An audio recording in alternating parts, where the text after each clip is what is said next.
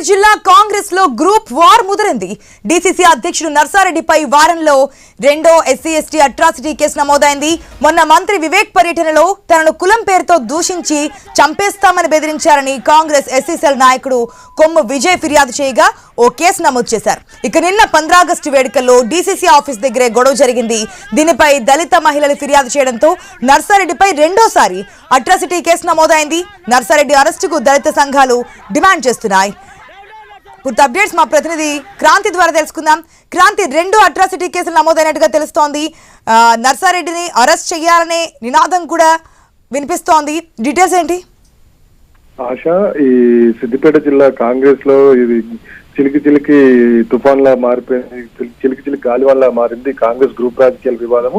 ఒక వారం రోజుల క్రితం జిల్లా ఇన్ఛార్జ్ మంత్రి వివేక్ వచ్చిన సమయంలో ఇదే ఇప్పుడు ఎవరైతే కాంగ్రెస్ జిల్లా అధ్యక్షుడు ఉన్నారో నర్సారెడ్డి వర్గానికి ఇతర వేరే వర్గానికి తోపులాట జరిగింది. ఇక్కడ ఒకరికొకరు బాహాబాహి తిరిగిన పరిస్థితి వచ్చింది. బహిరంగంగానే దుర్భాషలు ఆడుకున్న పరిస్థితి నెలకొంది. అదే రోజు వివేక్ మరొక కార్యక్రమానికి వెళ్ళినప్పుడు అక్కడ ఒక నాయకుడు వివేక్ కి స్వాగతం పలుకుని ముందుకు వస్తే ఆ రోజు తనని నర్సారెడ్డి తోసేశాడు. ఈ విషయంలో వెళ్ళి విజయ్ కుమార్ అనే వ్యక్తి గజ్వేల్ పోలీస్ స్టేషన్ లో ఎస్సీ ఎస్టీ అట్రాసిటీ కేసు నమోదు చేశారు. అదే రోజు గజ్వేల్ పట్టణంలో కొంతమంది దళిత నాయకులు, దళితులు సంబంధించిన వర్గాలు వీళ్ళంతా కూడా నర్సారెడ్డిని అరెస్ట్ చేయాలంటూ గజ్వేల్ పట్టణంలో ర్యాలీ నిర్వహించారు. దాని తర్వాత నిన్న ఆగస్టు 15 స్వాతంత్ర దినోత్సవం సందర్భంగా నర్సారెడ్డి సిద్దిపేట జిల్లా కార్యాలయంలో జెండా ఆవిష్కరించి తిరిగి వస్తున్న క్రమంలో కొంతమంది దళిత సంఘాలకు చెందిన నాయకులు, కార్యకర్తలు వీళ్ళంతా కూడా నర్సారెడ్డి వాహనాన్ని అడ్డుకున్నారు. అడ్డుకొని తనపై కొంత ఎందుకు